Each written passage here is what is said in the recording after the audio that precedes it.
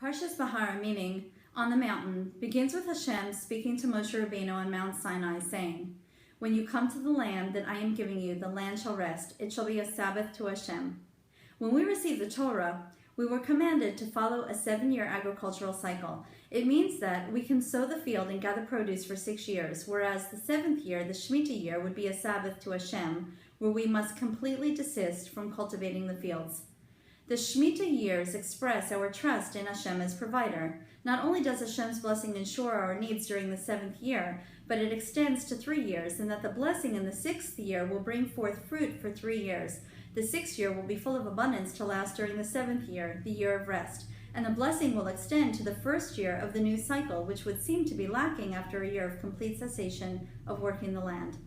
Chassidus teaches that every physical action has a spiritual counterpart. The Rebbe explains a beautiful concept about the Shemitah cycle. Our sages tell us that the 7-year Shemitah cycle corresponds to the 7 millennia of history.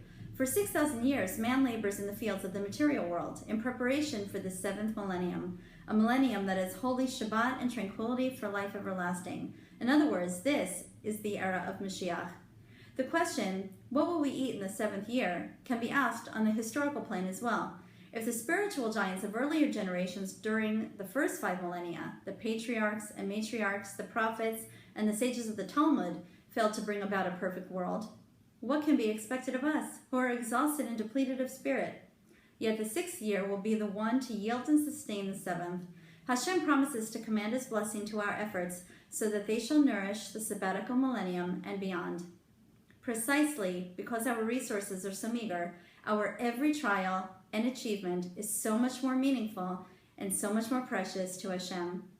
As always, thanks for watching, and if you're enjoying the videos, please click like and share, and join almost 200 others by subscribing so we can get a new video to you each week.